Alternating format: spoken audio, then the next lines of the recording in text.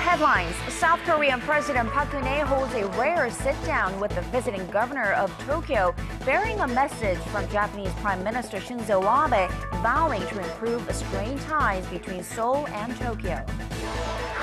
The two-day early voting period for the July 30th by-elections begins today with 15 parliamentary seats on the line. And the wreckage of Air Algerie Flight 5017 has been found in Mali, while the French president says the plane's black box has been recovered. Hello, everybody. Happy Friday. Thanks for joining us tonight. Coming in the last hour or so, the eldest son of Korea's most wanted man, Yoo Byung-eun, has been arrested. Yoo Byung-eun and his family had been evading authorities over the past 2 months or so, as the family's corrupt business was believed to be the key factor that led to the April ferry disaster. Authorities had been offering a bounty of more than $97,000 as reward for information leading to his capture. And of course, this arrest comes just a couple of days after his father was found dead. And it looks like the death of the Ferry fugitive owner of Yoo Byung-eun will remain a mystery. Korea's National Forensic Service says there is no doubt the body that was found last month is that of the country's most wanted man, but that they were unable to determine the cause of his death. The state forensic agency said the body was too decomposed for them to gain any conclusive evidence on how he died. But it did add that poisoning and suffocation were ruled out. Refuting conspiracy theories suggesting the death of Yoo was faked, the director said in addition to DNA samples, a fingerprint sample, dental records, and estimated height also matched that of the 73-year-old Yoo.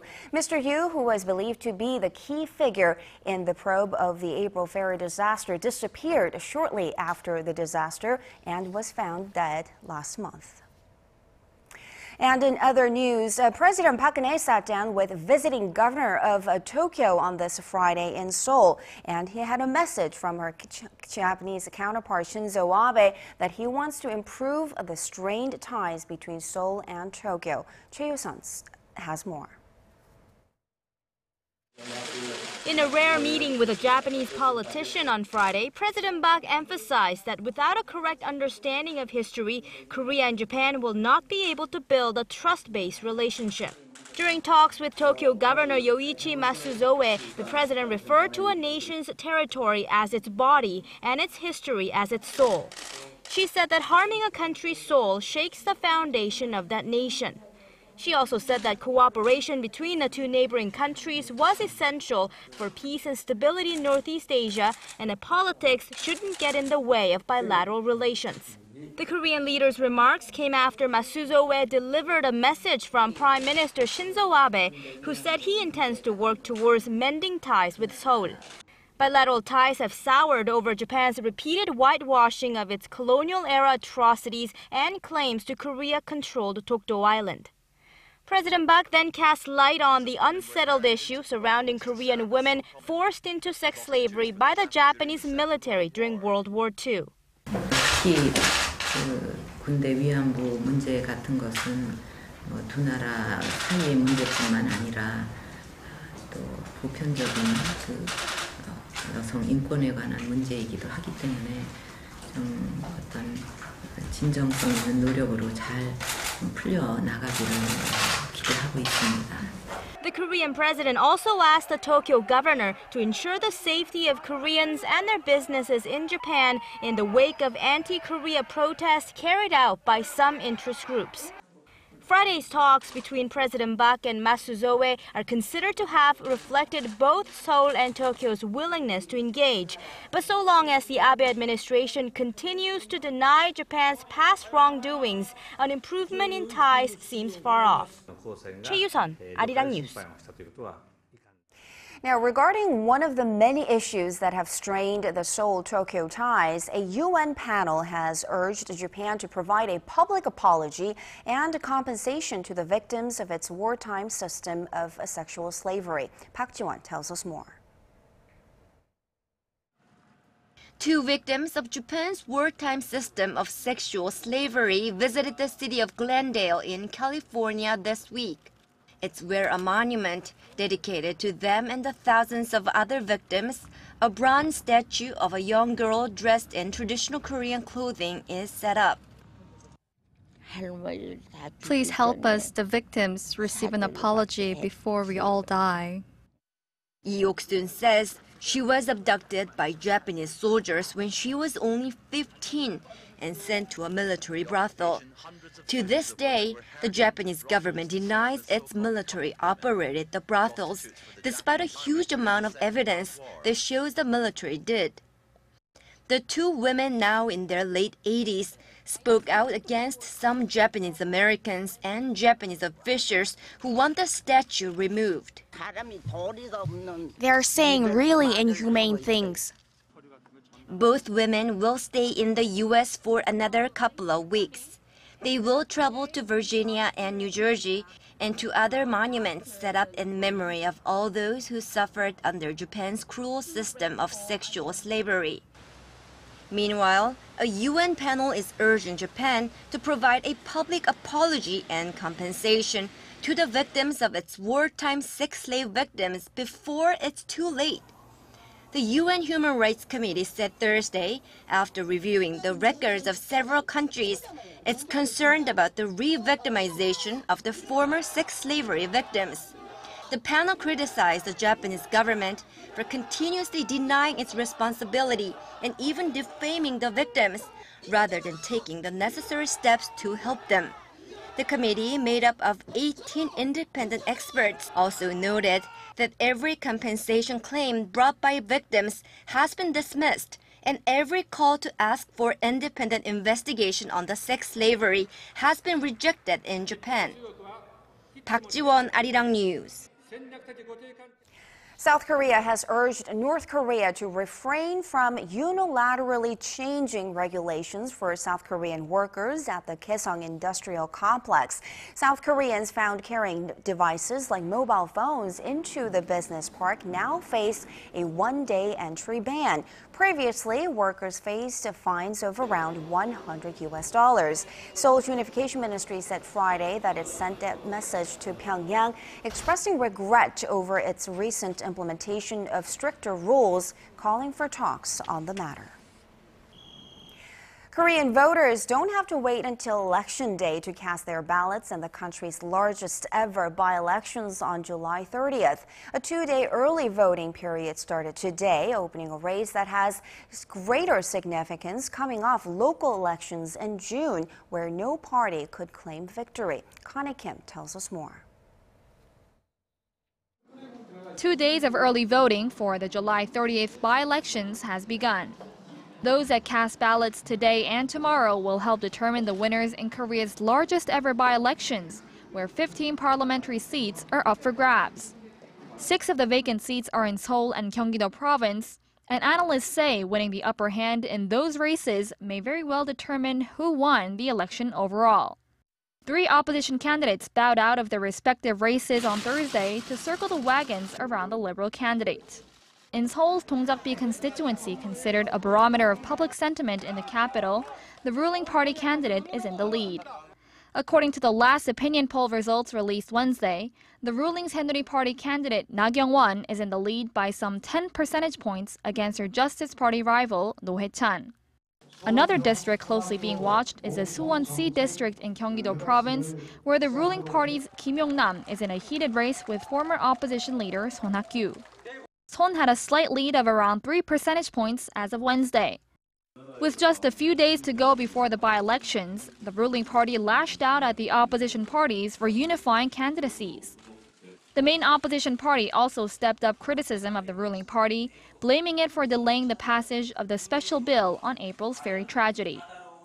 The government's failed manhunt for the fugitive owner of the Seoul ferry Yoo Byung-eun has also been a focal point of the opposition's campaign.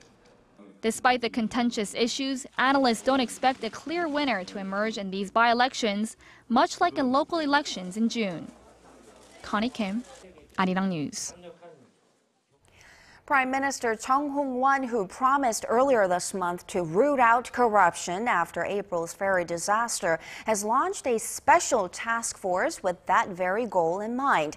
35 officials from government ministries and agencies, including the Justice Ministry, the Prosecutor's Office, and the State Tax Agency, have been commissioned to counter corrupt practices in both the public and private sectors.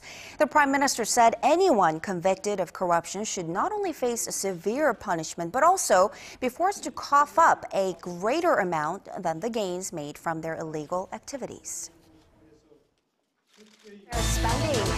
For the latest in news that impacts Korea and the world,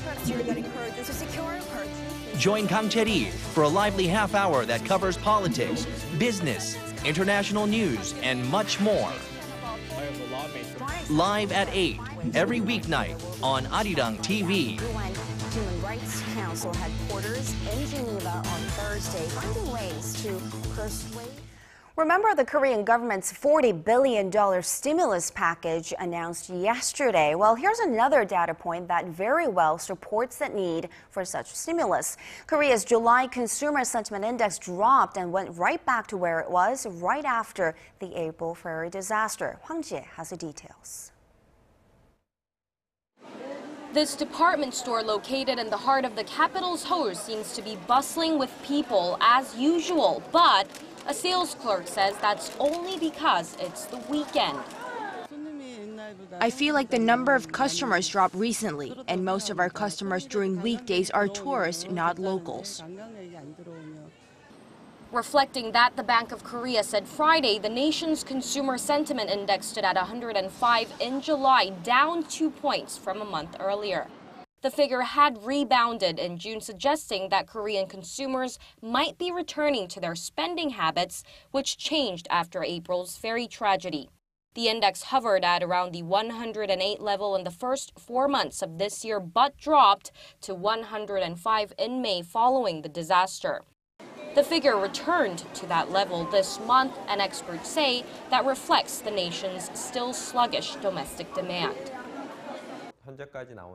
Although the index did improve in June, the numbers show that the economy's overall domestic demand is not recovering to the pre-April disaster level. Experts add that this month's consumer sentiment was also affected by the central bank's recent cut of its growth forecast for this year. The monthly index is a gauge of the overall economic outlook of consumers, their living conditions, and future spending plans. A reading over 100 means optimists outnumber pessimists. A recent poll by Nielsen also showed that Korea's consumer sentiment is near the bottom among 60 countries worldwide.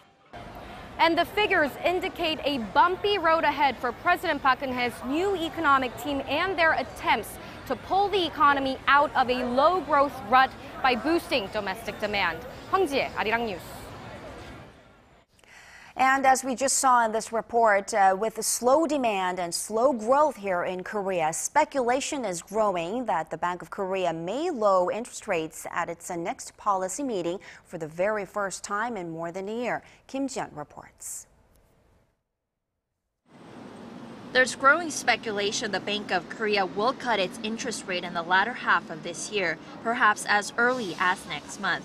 The government is reportedly pressuring the central bank to lower the rate, which has been kept at 2.5% for 14 straight months, in order to boost its expansionary fiscal and monetary policies.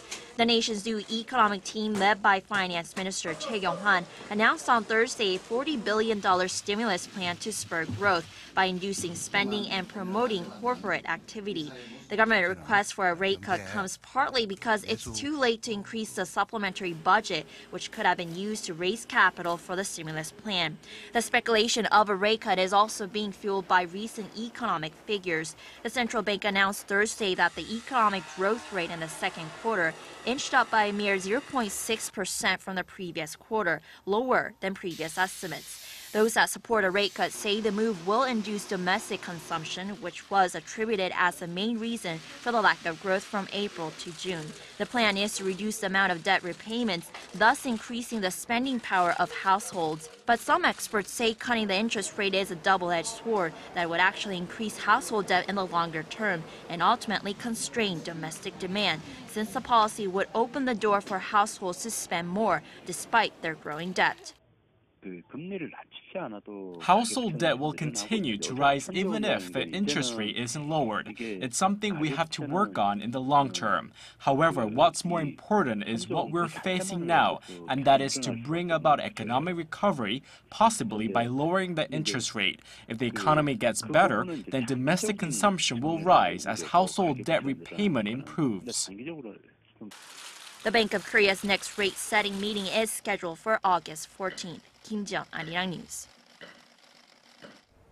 For our viewers around the world, what's the first word that comes to mind when you think about Korea?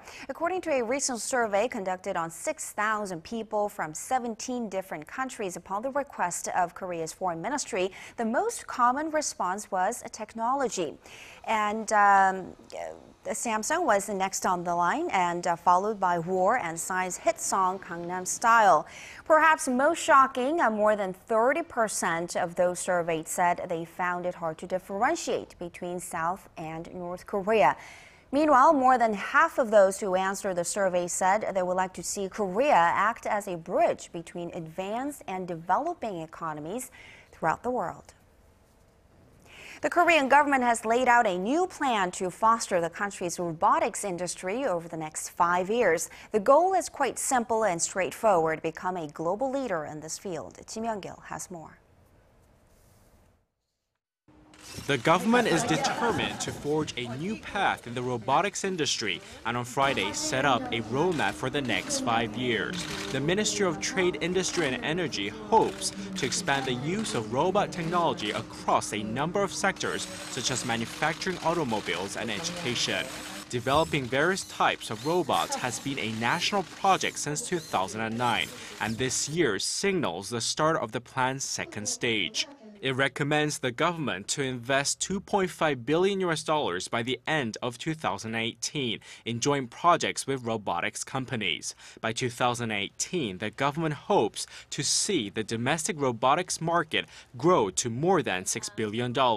Up from $2.1 billion in 2012. To achieve that goal, more attention will be paid to so-called humanoid robots that can be used in disaster missions and intelligent robots which can help with people with specific tasks. The government also plans to hold robotics competitions every year and strengthen cooperation with countries that are leaders in robotics technology. Kim Young-gil, ARIRANG News.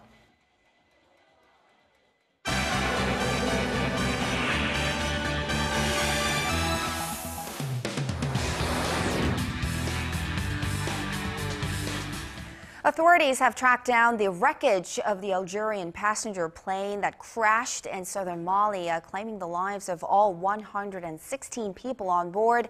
And for more on this story, Paul is joining us from the news center. Paul, this comes following a string of international aviation accidents. We have the downing of the Malaysian airliner, actually 2 of them. The plane crash in Taiwan and the close call at an Israeli airport. Do we know what caused this crash this time around in Mali? Well, top civil aviation agencies are investigating the crash, with France taking the lead as more than 50 of its citizens were on board. And according to President Francois Hollande, a black box has been recovered from the wreckage. Officials in Burkina Faso were the first to secure the crash site of Air Algerie jet, and that went missing on Thursday. However, there have been no signs of any survivors. Connie Lee has more. A plane that went missing early Thursday has been found. The wreckage of Air Algerie Flight 5017 has been spotted in Mali, according to officials. The team has confirmed it has seen the remains of the plane, totally burned out and scattered on the ground. Sadly, the team saw no one on site. It saw no survivors. It is possible that some parts of the aircraft were seen by locals in dune areas, near the village of Bosi in Mali. All this information will be confirmed after inquiries.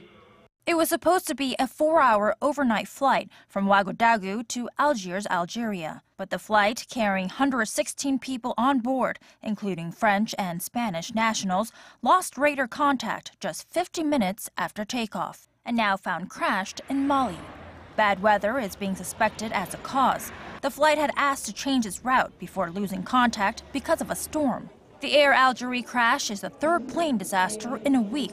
Malaysia Airlines Flight 17 was brought down by a surface-to-air missile in Ukraine 1 week ago. And Taiwan's TransAsia Flight 222 crashed amid inclement weather on Wednesday. The death toll from all three crashes exceeds 400. Connie Lee, ARIRANG News. The operator of the popular messaging service Line is making waves in the Japanese market as it's getting ready to file one of the hottest IPOs this year. Paul, some investors are saying this could be the next gold mine for the Tokyo exchange, but are they right? Well, it's important to point out that this isn't a done deal yet. It could be months before we see Line officially listed on the Tokyo Stock Exchange. But as you said, some investors are saying it could mark a revival of Japan's IPO market. After months of speculation, the Korean internet search giant Naver, which owns Line, officially announced last week that it filed for a potential initial public offering for the messaging firm. However, Naver did add that it was considering filing on the New York Stock Exchange as well, which could push the company's value up to $20 billion. This as the popular smartphone application boasted over 400 million users worldwide. But some analysts are warning that investors should be wary of the hype. Line could hit an extremely high debut price and has a great chance of ballooning. People will want to buy Line shares not only because of the company's rapid growth and the strong sales of its games and stickers in Japan. They're also bullish on the broader global possibilities as its number of global users is exceeding the number of users in Japan. Despite his caution, Fujimoto says the overall impact of a successful tech company listing in Tokyo would be positive for the Japanese economy. At the very least, it will get investors talking and show that the U.S. isn't the only home for the new generation of tech giants. And speaking of the U.S., turning to the U.S., where the country's biggest pop culture event has kicked off in San Diego, California, what should we expect from this explosion of comic mania? Well, the 45th annual Comic-Con is a mecca for some of the biggest names in geek culture and entertainment. We're talking about thousands donning their favorite superhero costumes and sharing their love of everything nerdy from popular TV shows to, of course, comic books. The 4-day convention kicked off on Wednesday at the San Diego International Convention Center to a sold-out crowd of more than 125,000 people. The pop culture spectacular features panels with Hollywood celebrities and hundreds of exhibits showcasing the latest and rarest memorabilia. But most people will agree the event is all about the fans. The entire culture, being able to come out here, see a bunch of great costumes, hang out with my friends and look around, see a lot of great artwork, a lot of great figures, and it's just a lot of fun. While Comic-Con is meant to be a convention centered on the world of comics, the event during its 4-decade run has turned into something much bigger, often hosting blockbuster premieres and special events for popular television series. Yeah, so looks like a lot of fun there. And finally, the online retail giant Amazon has posted its latest earnings report with investors reeling from the news of sharp losses this time. Give us the breakdown of the figures. What went wrong? Amazon reported a loss of $126 million for the second quarter of this year. That's more than double what the company projected it would lose, and a far cry from market expectations for the American firm. The company predicts those losses will grow to between $400 and $800 million by next quarter, which is up to 16 times higher than it lost last year. Revenues, though, were spot on, coming at at $19.3 billion, jumping 23% on year. I think that their biggest competition at this point is a lot of the traditional retailers that have finally managed to really improve their operations and are gaining more share back. And some of the examples of that are companies like Walmart or Macy's. And I think that that is really where Amazon's bigger competition is. Analysts say Amazon is bleeding red ink as it continues to offer free shipping for its Amazon Prime members, despite a nearly 25% increase in worldwide shipping costs. They also pointed to heavy investment into its digital media business and hardware ventures, such as its Fire smartphone. Chetty? All right, Paul, thank you very much for those stories, and we'll see you back here in just about 2 hours.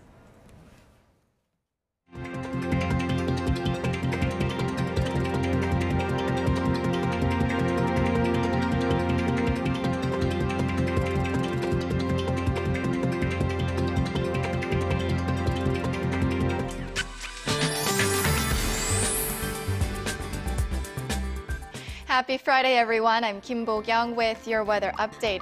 Well, it was a hot, rainy, and humid day here in Seoul, and nationwide, it's been a mixed bag of conditions. A strong wind watch has been issued for Gyeonggi-do and both Jeollado provinces, while a heat wave warning remains for some regions down south. Well, at the moment, on and off showers are being experienced in the central regions, and the rainfall is set to gradually come to an end by tomorrow evening.